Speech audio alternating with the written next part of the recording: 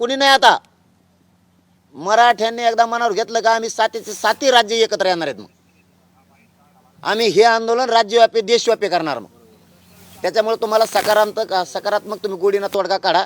विनाकारण खोट्या बातम्या पेरू नका. कुठं तोडगा निघालेला नाही. तुम्हाला अगोदर 54 लाखांना प्रमाणपत्र द्यावे लागणार आहेत. त्याच्यासाठी तुम्ही आमच्याकडून 2 महिन्याचा वेळ घेतला होता. त्याच्यानंतर एकच मिनटं, त्याच्यानंतर आम्ही 23 डिसेंबरला घोषणा केली मुंबईला जाण्याची. त्याच्यातसुद्धा तुम्हाला 1 महिना वेळ मिळालेला, थोडा थिटका नाही. तुम्ही त्या महिन्यातसुद्धा काही केलं नाही. तुम्ही क्युरिटी पिटिशनचं आम्हाला सांगितलं होतं, ते आणणार आहेत, तिचा काही पत्ता नाही. मराठ्यांनी ते हे आरक्षण नाकारलेलं नाही. आणलं तुम्ही ते नाही आणलं. कोणचा न्याय द्यायला लागले व मराठ्याला तुम्ही पागलात काढायला लागले.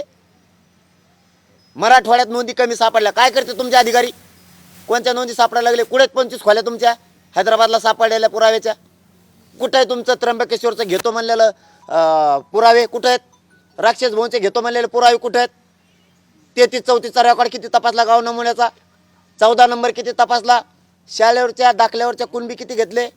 तुम्हाला भाटाचा रेकॉर्ड आम्ही दिला, तुम्ही घेतला का? देवी लस म्हणून त्याचा पुरावा दिला, तुम्ही घेतला का? काय करताय? तुमचे अधिकारी 1.5 महिने झाले कुठे होते? मग आलेले इकडे घ्या. यांचं 2 महिने झाले यांनी दाखल केलेलं, तिथूनच द्या फक्त पत्र हातात नाही. 2 महिने झाले तुम्ही यांनी दाखल केलेलं आहे. का दिलं नाही यांना? कुणबी असून तुम्ही जिंतूरचं कशामुळे दिलं नाही? असे तुमचे अधिकारी जाणून बुजून नोंदी असून प्रमाणपत्र देत नाहीत. हे शिरूर कासाराला असे प्रकार सुरू आहेत. हे सगळ्यात तालुक्यात आहेत. बीड, लातूर, नांदेड, संभाजीनगर हे सगळीकडे सुरू आहे. का देत नाही तुम्ही असून? कशामुळे म्हणतात वेळ मिळाल्यावर देऊ? आंबडच्याही या अधिकारी हे 2-3 आहेत तिथं ठुलेत बोकांडे बसाल. काय ठुलेर ते हल्ल्याच्या वेळेस यांनी असंच केलं, आमच्या लोकांच्या डोक्या फोडायला लावले. आता असून सुद्धा आमच्या नोंदी असून सुद्धा ते अधिकारी देत नाहीत. कशाला ठेवले ते? म्हणजे तुम्हाला जनता महत्वाची का अधिकारी महत्वाचे? ह्याच जनतेनं तुम्हाला त्या गादीवर बसवलेले. तुम्हाला कायमचा सुपडा साफ करायला वेळ नाही लागणार मराठ्यांना. तुम्ही आम्हाला चिरडी घालू नका विनाकारण. आम्ही शब्द ऐकला मुख्यमंत्र्याचा आणि 2 उपमुख्यमंत्र्याचा शब्दाचा सन्मान या मराठ्यांनी केला म्हणून तुम्हाला आत्तापासून 7 महिने वेळ दिला आम्ही. तुम्ही कशामुळे पत्र देत नाही त्या लोकांच्या नोंदी असून? काय कारण आहे तुमच्या न देण्याचे? 1.5 महिने झाले लोकांनी अर्ज केलेले.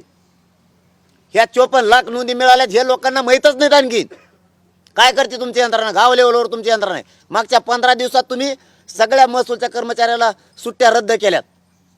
मराठ्यांचे प्रमाणपत्र रद्द करण्यासाठी दिल्यात का तुम्ही आमचे असणारे पुरावे लपवण्यासाठी त्यांना सुट्ट्या दिल्यात? दस्तऐवज कुठे आहे? कस काय सापडत नाही? जळाला कस काय? हैदराबादचं का नाही आणला? तुम्हाला गॅजेट घ्या म्हणलं, हैदराबादचं का नाही घेतलं?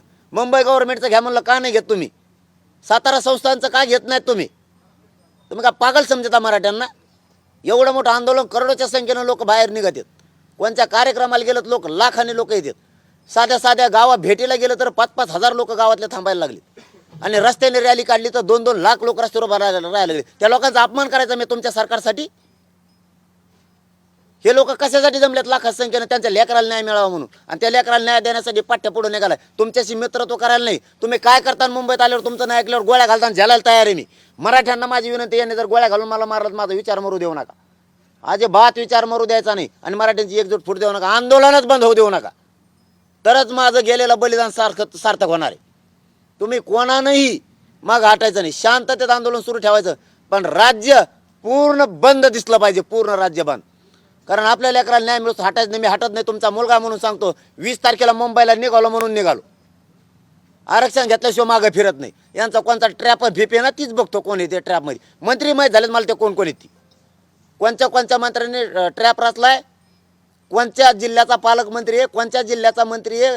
त्या दिवशी रात्रीच्या बैठकीला कोणी विरोध केला मराठ्याच्या आरक्षणाला? कोणी केला नाही हे पण माहिती. कोणी अधिवेशनात मराठ्यांच्या बाजूने बोलला हे मराठ्यांना माहिती. आता उघड्या डोळ्यानं मराठे बघणार आहेत. 20 जानेवारीच्या रॅलीत कोणचा मंत्री आमदार मराठ्यांच्या बाजून सामील होतोय आणि किती लोक घेऊन सामील होतोय? जो येणार नाही ना मराठ्यांनो त्याला लक्षात ठेवा. आता यांना मराठ्यांच्या बाजून उभा राहत नाहीत नाही, यांच्यावर लक्षात ठेवा. आता रॅलीत कसे उभा राहत नाहीत. ही सगळी फसवणूक चालली मराठ्यांची. आणि मी फसवणूक नाही होऊन देणार. किती म्हणू दे यांनी मराठी विश्वास ठेवू नका की आम्ही सगळे सोयरा घेतला. सगळ्या सोयरा घेऊन काय करतात? नोंदीचं काय आणि त्या प्रमाणपत्राचं काय? मराठवाड्यात नोंदी सापडल्याच कसं काय कमी? जाणून बुजून मराठवाड्यात तुम्ही नोंदी सापडू दिल्या नाही. का गॅजेट घेत नाहीत तुम्ही? हैदराबाद संस्थांचं 1864 गॅजेट कसं काय घेत नाहीत तुम्ही? मराठवाड्यात एक सुद्धा मराठा नाही, हे सगळे कुणबी आहेत. गॅजेट सांगताय. तुम्ही का घेत नाहीत? बाकीच्यांना देताना आम्ही विरोध केला का? नाही केला. पण आता तुम्ही आम्हाला देताना विरोध करताय.